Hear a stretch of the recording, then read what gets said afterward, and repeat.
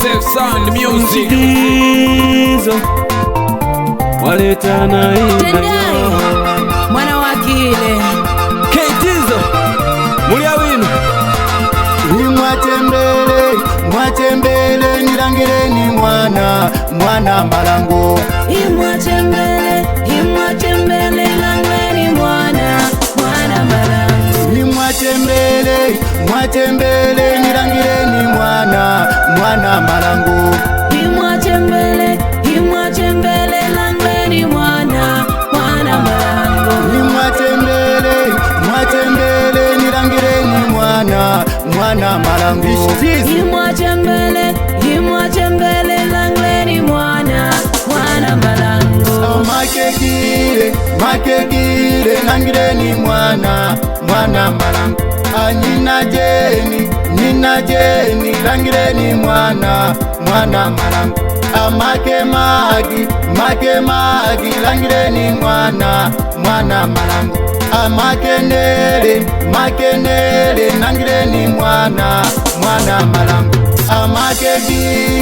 Makegiri nangireni mwana malango.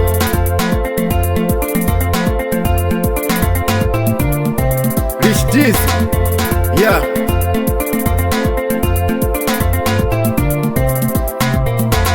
Mwana wakula ufunika malango. Mwana wakula ufunika malango. This, yeah. Mwachembele nirangireni mwana malango. Imwachembele langweni mwana malango. Mwachembele nirangireni mwana malango. Imwachembele langweni mwana malango. Mwachembele nirangireni mwana malango.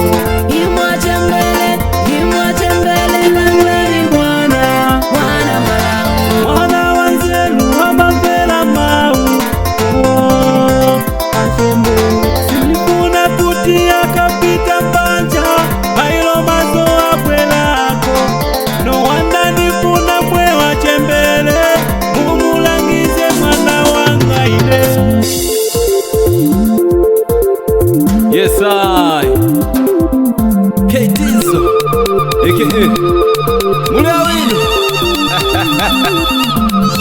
mwine wake ni Rishtizo yo tienayo yakwasu kunyimba yakwasu kunyimba yakwasu kunyimba yakwasu kunyimba yakwasu kunyimba yakwasu kunyimba umawa timaliza nice Rishtizo tuaninyula tuone tifwenke mule.